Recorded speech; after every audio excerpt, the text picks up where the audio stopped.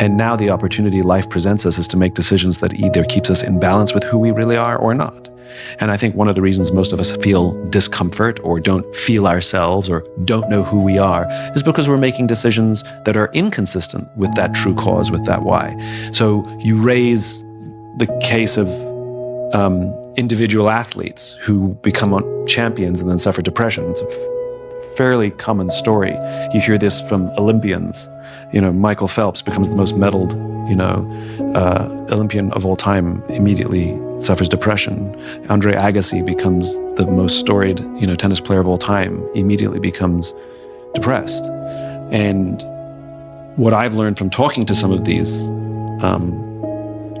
particularly athletes, but I think it happens in the business world as well, which is from a very young age, they set themselves a goal that, in my words, would be a very selfish goal. I want to be the best at X, the best tennis player, the best golfer, the best whatever. And, the way Olympians put it, which I get a kick out of, is I want to win the Olympics. I'm like, well, no one wins the Olympics. You can be a winner in your sport, but it's an aside. But their entire lives from pretty young ages, every decision they're making is to help them advance this finite goal. And all of their relationships are, can you help me achieve my goal, right?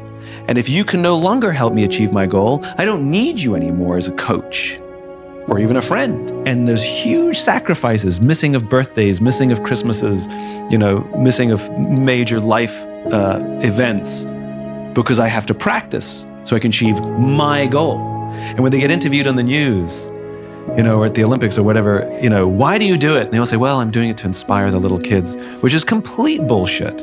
If you look at all of their vision boards from when they were younger, of pictures of podiums and medals and money and Lamborghinis, not a single little child on there of the people you're doing it for. It's just a lucky strike extra. I mean, absolutely, you do inspire children, but that's not the reason you did it. You just got that, like I said, it's it's a twofer.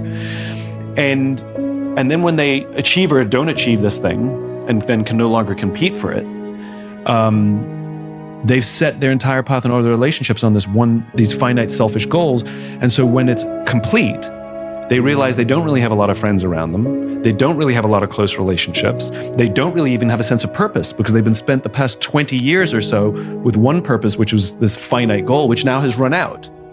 And so they're very purposeless. And I see this in Broadway performers who set their whole life to be on the West End or be on Broadway. Every class, every tap dancing class, every singing class, they make it, they get there, and then depression, or at least malaise.